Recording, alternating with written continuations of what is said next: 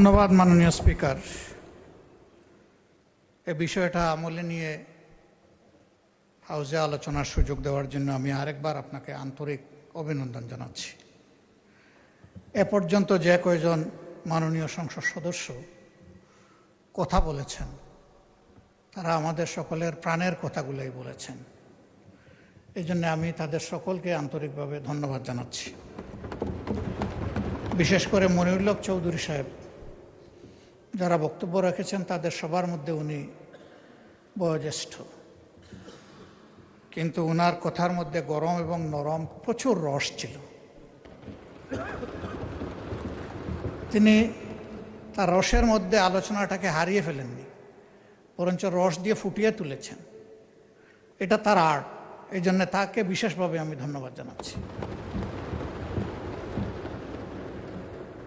আমরা সবসময় বলে থাকি যে পজিশন অপোজিশন মিলেই তো হাউস পূর্ণ হবে, আর এই হাউসের প্রতি সারা দেশবাসীর প্রত্যাশা। আমরা আজকে যাদের কথা বলছি তারা আমাদের কারো না কারো ভাই, কারো পিতা, কারো সন্তান, কারো আপন আত্মার আত্মীয়। তাদের কান্নাগুলা সব আমাদের সামনে আসে না, এমনকি তাদের পরিবারের সদস্যদের সামনেও আসে না। প্রবাসীরা দুই ভাগে বিভক্ত। একটা অংশ যারা কার্যত রুজি রোজগারের জন্যই পা বাড়ান, এই পর্যায়ে এশিয়ার প্রায় সবগুলা দেশই পড়ে, সেখানে তাদের নাগরিকত্ব পাওয়ার সম্ভাবনা খুবই ক্ষীণ। অল্প কিছু সংখ্যক ভাগ্যবান মানুষ যারা ইনভেস্টর ক্যাটাগরিতে হিউজ পরিমাণে ইনভেস্ট করে সেখানে তারা একটা স্ট্যাটাস পান, কিন্তু তা হাজারেও একজন হবে না, এ সংখ্যা আরও কম। বাকি সকল আমরা তাদেরকে শ্রমিক বলি, আমি শ্রমিক বলতে নারাজ। তারা সবাই শ্রমিকও নন আসলে। এর মাঝে বিভিন্ন দেশের গুরুত্বপূর্ণ জায়গায় কর্মকর্তা হিসাবে অনেকে দায়িত্ব পালন করেন। আমি এই শব্দটার পরিবর্তন চাই, তাদের জন্য সম্মানজনক কোনো শব্দ ব্যবহার করা। এক শব্দে সবাই অ্যাকোমোডেট হবেন। আমরা খুবই আনন্দিত আমাদের এই হাউসে বাংলা, উর্দু, ফার্সি কবিরাও আছেন। তারা যদি এরকম কোনো ভালো শব্দ নিয়ে আসেন যেটা অন্তত তাদেরকে মানসিকভাবে কিছু সান্ত্বনা দেবে, যে দেশ তাদেরকে ভালোবাসা এবং শ্রদ্ধার জায়গা থেকে দেখে, তো আমি অনুরোধ করব এই শ্রমিক এবং রপ্তানি, এই দুইটা শব্দ পণ্য রপ্তানি হয়, মানুষ রপ্তানি না হোক। এটাকে একটা সম্মানজনক জায়গায় আমরা নিয়ে যাই। মাননীয় স্পিকার, যারা বিশেষ করে পশ্চিমের দেশগুলোতে যাচ্ছেন তারা সাধারণত ফিরে আসার নিয়তে যান না, তারা যান সেখানে থেকে যাওয়ার নিয়তে। এর মধ্যে দুইটা ক্লাস, একটা স্রেফ ভাগ্য অন্বেষণে, আর একটা তারা জ্ঞানের অন্বেষণে। জ্ঞানের অন্বেষণে কারা যায়? দুই ধরনের মানুষ। যাদের ফিনান্সিয়াল এবিলিটি আছে পিতামাতার, তাদের সন্তানরা যায় নিজ দায়িত্বে নিজ খরচে। আর যাদেরকে আল্লাহ তাআলা চমৎকার মেধা দিয়েছেন, মা বাপ গরিব, তারা যায় ফুলব্রাইট বা কোনো ধরনের স্কলারশিপ নিয়ে। এই দুই শ্রেণী আমাদের অ্যাসেট। তারা সেখানে শিক্ষা নেওয়ার পরে ওই সংশ্লিষ্ট দেশগুলোতে সার্ভিস দিচ্ছেন। ইতিমধ্যে শুনেছেন বিমানে যে ওয়াইফাই সংযুক্ত হয়েছে, এর মেইন কারিগর ব্যক্তিটি কিন্তু বাংলাদেশের। তার টিমে 13 জন ছিল, সেই লিড করেছে টিমকে। 4G থেকে 5Gতে নেওয়ার ফার্স্ট স্টেপটা যিনি নিয়েছেন তিনিও একজন বাংলাদেশী। অবশ্য এখন তিনি বাংলাদেশের একটা বিশেষ জায়গায় সার্ভিস দিচ্ছেন। এই ধরনের মণিমুক্তাগুলো দেশ থেকে চলে গেল, আমরা দেশকে সাজাবো কি দিয়ে? এই জন্য আমি ফিল করি আমাদের ফিনান্সিয়াল রিমিটেন্স তো অবশ্যই লাগবে দেশের অর্থনীতির চাকা চালু রাখার জন্য, কিন্তু তার চাইতে কম ইম্পর্টেন্স নয়, আমাদের এখন প্রয়োজন ইন্টেলেকচুয়াল রিমিটেন্স। দুনিয়ার বিভিন্ন উদীয়মান শক্তি এবং দেশ তাদের তরুণ যুবক যুবতীদেরকে ইনসেন্টিভাইজ করেছে, তাদেরকে মূল্যায়ন করেছে, সসম্মানে তাদেরকে দেশে ফিরিয়ে এনেছে। উদাহরণস্বরূপ বলতে পারি পাশের দেশ ভারত। একসময় তাদের দেশে সেই রকম স্কিল হ্যান্ড কোনো কার্ডিয়াক সার্জন ছিল না। তারা দেবী শেঠিকে, তাদের মুক্তাকে তাদের দেশে ফিরিয়ে এনেছে এবং তাকে বলেছে তুমি কি চাও? সে বলেছে আমি টাকা পয়সা চাই না, আমি একটু সম্মান চাই, আর আমার কাজের জন্য আমি একটা কমফোর্ট জোন চাই। বিদেশে যাদের সাথে কথা হয়েছে আমাদের সেই মণিমুক্তাগুলো একই কথা বলে যে আমরা একটু সম্মান চাই এবং একটা কমফোর্ট জোন চাই, যাতে কোনো ধরনের অযাচিত হস্তক্ষেপ ছাড়া আমি আমার মেধার স্ফুরণ এবং বিকাশ ঘটাতে পারি। আমি মাননীয় প্রধানমন্ত্রী থাকলে খুবই প্রীত হতাম, ভালো লাগতো কথাগুলা সরাসরি তিনি শুনতেন। নিশ্চয়ই কেউ না কেউ তাকে এগুলা কনভে করবেন বলে আমি আশা করি। আমি অনুরোধ করব যে তিনি এই বিষয়টার প্রতি অবশ্যই গুরুত্ব দেবেন। আমাদের ফিনান্সিয়াল রিমিটেন্সের পাশাপাশি তিনি যেন ইন্টেলেকচুয়াল রিমিটেন্সটাকে গুরুত্ব দেন। তাহলে সমাজের বহু জায়গায় আমরা নূতনত্ব খুঁজে পাব এবং তাদের মেধা এই জাতিকে সকলের সাথে একত্রিত হয়ে সামনে এগিয়ে নেবে। আমি এটা বলছি না যে তারা না হলে আমাদের দেশ চলবে না, তবে আমি এটা জোর দিয়েই বলছি তারা হলে এই দেশটা আরও ভালো চলবে। আরও যেখানে ভালো চলবে সেখানে আমরা কেন তাদেরকে উপেক্ষা করব? এই লোকদের আরও কিছু বঞ্চনা আছে। তারা সাধারণত মারা গেলে এদেশে এখন আর ফিরে আসে না। এক সময় 2 দিন, 5 দিন, 7 দিন, 13 দিন, 15 দিন পরে তাদের লাশ ফেরত আসত। এখন সবাই বুঝেছে যে এই কাজটা সঠিক নয়, বরঞ্চ তাদের ফ্যামিলি নিয়ে যে দেশে তারা থাকেন এখন তারা চেষ্টা করেন লাশটা যেন ওখানেই দাফন হয়েছে। তাদের এখানে আমাদের কাছে এইরকম কোনো চাহিদা নেই যে আমাদের লাশটা বিদেশে নিয়ে যান। কিন্তু তারা জীবন্ত যখন আসে তখন লাশের চাইতে খারাপ পরিণতি কোনো কোনো ক্ষেত্রে তাদেরকে ভোগ করতে হয়। আমরা তাদের প্রতি কৃতজ্ঞতা দেখাতে পারি না। এমনকি কারো কারো আপনজন, আপন ভাই তাকে তার প্রপার্টি থেকে ডিপ্রাইভ করে, বিভিন্ন ধরনের আইনের জটিলতায় ফেলে দেয়, মিথ্যা মামলা দিয়ে হয়রানি করে। আর পাশের বাড়ির লোকেরা তো আছে, সেখানে যদি পরিচিত আগে থেকেই বিরাজমান কোনো শত্রুতা থাকে সেটা আবার আগুনের মধ্যে ঘিল ঢেলে দেয়। এই সমস্ত জটিলতায় তারা যখন পড়ে আইনের আশ্রয় নেন তখন যেখানে গিয়ে তারা সাশ্রয়টা চান, শান্তিটা খুঁজে পেতে চান, ওখানে গিয়ে আরেক দফা তারা হয়রানির মুখোমুখি হন। ওখানে যাওয়া মাত্রই তাদের কাছে বিরাট অঙ্কের একটা কিছু চেয়ে বসা হয়, কারণ মনে করে এই লোকগুলা টাকার মেশিন, চাইলেই পাওয়া যাবে। আমি চাইব না কেন? যদি কেউ টাকা দিতে পারলো তো হয়তো তার কিছু কাজ হলো, যদি দিতে পারলো না তাহলে চোখের পানি মুছে মুছে আবার দেশ থেকে তাকে বিদায় নিতে হলো। তাদের এই কান্নাগুলো আছে। জমি ট্রান্সফারের ব্যাপারে কিছু জটিলতা নতুন করে তৈরি করে গেছে প্রিভিয়াস ফেসিবাদী সরকার। আমি বর্তমান সরকারকে বিনয়ের সাথে অনুরোধ করব সেই বিষয়গুলো দেখা দরকার, কগনিজেন্সে নেওয়া দরকার। মাননীয় আইনমন্ত্রী আছেন, যেখানে যেটুকু এটাকে ডিফিউজ করা যায়, ইজি করা যায়, রিলিজ করা যায়, সেটা অবশ্যই করা উচিত। কারণ আমরা তাদেরকে বাদ দিয়ে আমরা নই, তাদের সহই তো আমরা। আর এশিয়াতে যারা আছেন তাদের কান্নাটা অন্যরকম। তাদের ব্যাপারে অনেকেই কথা বলে গেছেন, আমি কথাগুলো রিপিট করব না যেহেতু তারা অলরেডি বলে ফেলেছে। তারা কাঁদে কিন্তু আপনজনকে চোখের পানি দেখায় না, চোখের পানি লুকিয়ে কাঁদে। ভিডিও কলে কথা বলে আর্টিফিশিয়াল হাসি দেয়। অনেকের সাথে এরকম কথা হয়েছে। আমি জিজ্ঞেস করি, তোমাদের এই বুবা কান্নার খবর কি তোমাদের আপনজন জানে? কয় আস্তাগফিরুল্লাহ, এগুলা জানানো যাবে না। আমরা কষ্টে আছি, ওদেরকে কষ্টে ফেলতে চাই না। ওরা বুঝুক যে আমরা ভালো আছি, তাহলে আমাদের কষ্ট আমরা কিছুটা ভুলে থাকতে পারবো। এখানেও কাঁদবো, ওখানেও কাঁদবে, এ তো হয় না।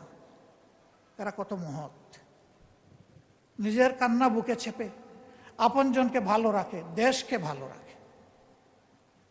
এই লোকগুলোকে আমরা কি আসলে আপনজন হিসেবে নিতে পেরেছি?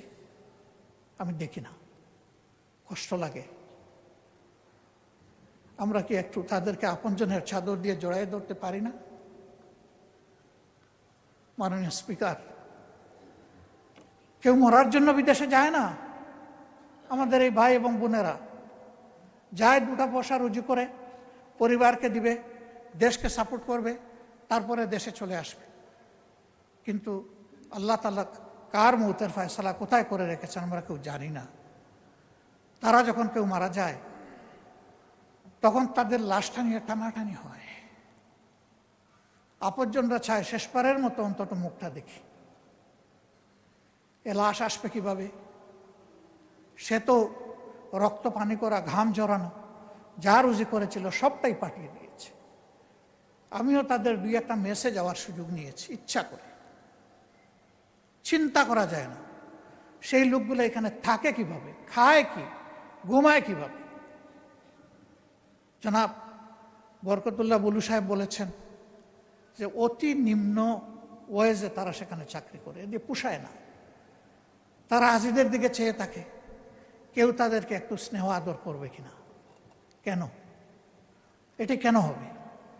অন্য দেশের লোকেরা তো এরকম হয় না। এখানে ওই সিন্ডিকেট চক্র শুরু থেকে শেষ সব জায়গায় গাঁটে গাঁটে গাপটি মেরে বসে আছে। এই লোকগুলার রক্ত বিক্রি করে ওরা ওদের সাথে উপহাস করে, ওদের বিজনেস করে। এই সব জায়গা অবশ্যই চিহ্নিত করতে হবে এবং এদেরকে আইনের আওতায় এনে 10 জনকেও যদি শাস্তি দেওয়া হয়, আমি বিশ্বাস করি ওদের সবগুলার গায়ের লোম খাড়া হয়ে যাবে। আমরা যদি সাকসেসফুলি সিনসিয়ারলি এই কাজগুলো করতে পারি, এই সরকারের ক্রেডিট যে এই দলের যিনি জন্মদাতা ছিলেন, এই দরজা এই জানালা তিনি খুলেছিলেন। তাদের আমলে এসে যদি আমাদের প্রবাসী ভাই বোনদের বঞ্চনা দূর হয়, তাহলে তাদের নামটি ওদের হৃদয়ে সোনার অক্ষরে লেখা হয়ে যাবে। কিন্তু অতি চমৎকার চমৎকার কথা এখানে আমরা আওড়ালাম, কাজের কাজ কিছুই হলো না। যেই তিমিরে সেই তিমিরেই থাকলো। তাহলে শুধু এই সরকার ডিসরেসপেক্টেড হবে না, আমরা সবাই ডিসরেসপেক্টেড হব। আমাদের প্রতি ওদের একটা ঘৃণাবোধ তৈরি হবে যে ওরা কথা বলে সুন্দর সুন্দর কিন্তু আমাদের জন্য কিছুই করে না। আমার বিনয়ী অনুরোধ, এই ভাই বোনগুলোকে যেন আমরা টাকার মেশিন হিসাবে না দেখি। আমরা যেন আমাদের প্রাণ হিসাবে, কলিজা হিসাবে দেখি। যদি আমরা কলিজা হিসাবে দেখতে পারি তাহলে তাদের আত্মা যেমন শান্তি পাবে, আমাদের আত্মা শান্তি পাবে। একটা বিশেষ বিষয়ে আমি দৃষ্টি আকর্ষণ করছি। বিষয়টি স্বরাষ্ট্র মন্ত্রণালয়ের সাথে সম্পর্কিত। এটি হচ্ছে ভিসা জটিলতা। অনেকে বলেছেন, আমি পার্টিকুলারলি জিজ্ঞেস করেছি তাদেরকে, তোমাদের সমস্যাগুলো কোথায়? তারা বলেছে, আমরা তো আগে করেছি কনভেনশনাল পাসপোর্ট, এরপরে করেছি আমরা এমআরপি, এখন ই পাসপোর্ট করতে গেলে এমআরপি এবং আমাদের এনআইডি এই দুইটা হুবহু মিল থাকতে হবে। আমাদের অফিস ল্যাপসেসের কারণে ওই আকার একার নামের একটু ওদিক সেদিক, বয়সের একটু সামান্য তারতম্যের কারণে এখন আর ই পাসপোর্ট হচ্ছে না। ফলে আমরা কিন্তু অনেকেই এখানে ইলিগাল হয়ে গেছি অলরেডি, আর কেউ কেউ হওয়ার উপক্রম। এই সংখ্যা শত নয়, হাজার হাজার। এই প্রবলেমটা কিভাবে সর্ট আউট করে সলভ করা যায়? দুর্বলতা কিছু আমাদের অফিসিয়াল, কিছু হয়তো তাদের, কিন্তু মানুষগুলো তো আমাদের, এরা তো আমাদের অ্যাসেট। আমাদের এই অ্যাসেটগুলোকে কীভাবে আমরা এই ব্যাপারে হেল্প করতে পারি, এটা তাদের মেইন প্রবলেম। তার লিগ্যাল ইনস্ট্রুমেন্ট যদি তার হাতে না থাকে তাহলে ওই দেশে সে থাকবে কীভাবে? তার তো ঠিকানা হবে জেল। সে গেল পরিবার আর সমাজকে সাহায্য করার জন্য, এখন ঠিকানা যদি তার জেল হয় তাহলে তো হলো না। তা আমি মাননীয় স্বরাষ্ট্রমন্ত্রীকে অনুরোধ করব, বিদেশের মাটিতে থেকেই এনআইডি এবং পাসপোর্টের এই জটিলতাটা অতি সহজে কিভাবে নিরসন করা যায়। ইনশাল্লাহ আপনি পারবেন, শুধু পদক্ষেপ নেওয়ার ব্যাপার। আমরা আপনার জন্য দোয়া করব আপনি যাতে পারেন। আর লাশগুলা হয়ে যাওয়ার পরে আমি আল্লাহর নামে দুহাই দিয়ে বলবো, একদিনের জন্য যেন সেই লাশ নিয়ে কোনো টানা হেঁচড়া না হয়। আমরা বেঁচে থাকলে, এই দেশ বেঁচে থাকলে সসম্মানে আমাদের কাঁধের উপর করে যেন সেই লাশগুলা দেশে নিয়ে আসা হয়। এরপরে দূতাবাসের ব্যাপারে যে কথাগুলো বলেছেন, আমি সবগুলোর সাথে সম্পূর্ণ একমত। কিন্তু দূতাবাস কর্মকর্তা কর্মচারীরা আমাদের ভাই বোন, আমরা তাদেরকে অপমানিত করতে চাই না। সরকারের উচিত তাদেরকে প্রপার ওরিয়েন্টেশন দেওয়া। এবং এখানে যে একটা চমৎকার প্রস্তাব এসেছে যে একটা সংসদীয় টাস্ক ফোর্স হতে পারে, দুনিয়ার ভালনারেবল যে সমস্ত কান্ট্রি যেখানে আমাদের সমস্যাগুলো বেশি, এই টাস্ক ফোর্স মাঝে মাঝে ফিজিক্যালি সেগুলো ভিজিট করবে, করে তাদের কথা নিজ কানে শুনবে। সেখানে দূতাবাসের আমাদের কর্মকর্তা কর্মচারীরাও থাকবেন। এই সব কিছু মিলে আমরা যদি একটা টোটাল প্যাকেজের দিকে যাই, তাহলে আমি রিমিটেন্স বাড়ার উদ্দেশ্যে বলছি না, আমি বলছি মানবতাকে সম্মান করার উদ্দেশ্যে আমরা এই কাজগুলো করলে আমি বিশ্বাস করি এই রিমিটেন্স দ্বিগুণ তিগুণ বেড়ে যাবে ইনশাআল্লাহ। দেশ এবং জাতি বেনিফিটেড হবে, তারা বেনিফিটেড হবে, সম্মানিত বোধ করবে। আমরা যেহেতু তাদেরকে যোদ্ধা বলছি, আমরা যেন মেহরবানি করে তাদেরকে বীরের সম্মানটুকু দিই। আমার যোদ্ধা আমার বীর, কাজেই তারা যেন বীরের সম্মান পায়। সেইটা কিভাবে পাবে, সরকার এটা ফর্মুলেট করুক। আমাদের কোনো সহযোগিতা চাইলে আমরা হোল হার্টেডলি করবো ইনশাআল্লাহ। আজকের এই আলোচনাটা আমাদের কোনো বিতর্ক ছিল না, এই আলোচনা ছিল আমাদের হৃদয়ের কিছু আকুতি। আমি বিশ্বাস করি সবাই সেই জায়গা থেকেই কথা বলেছেন। মাননীয় স্পিকার আমাকে সুযোগ দেওয়ার জন্যে এবং এই আলোচনাটা আজকের হাউসে আনার জন্য আমি বিশেষভাবে আপনাকে ধন্যবাদ জানাচ্ছি। এই আলোচনা সার্থকতা পাও, এটা হারিয়ে না যাক, এই জন্যে এই ব্যাপারে আপনার জায়গা থেকে আপনি বিশেষ উদ্যোগ নেবেন, এই প্রত্যাশা ব্যক্ত করে আমার কথা এখানেই শেষ করছি। আল্লাহ হাফিজ। বাংলাদেশ জিন্দাবাদ। আসসালামু আলাইকুম। ধন্যবাদ মাননীয় বিরোধী দলের নেতা। আমি অনেকগুলো সংসদে অংশগ্রহণ করার সুযোগ পেয়েছি, কোনো বিরোধী দলের নেতাকে কোনোদিন কোনো প্রস্তাব দিতে দেখিনি কোনো সংসদে। এই প্রস্তাবটি জনকল্যাণের জন্য আপনি দিয়েছেন, সেজন্য আপনাকে ধন্যবাদ জানাই।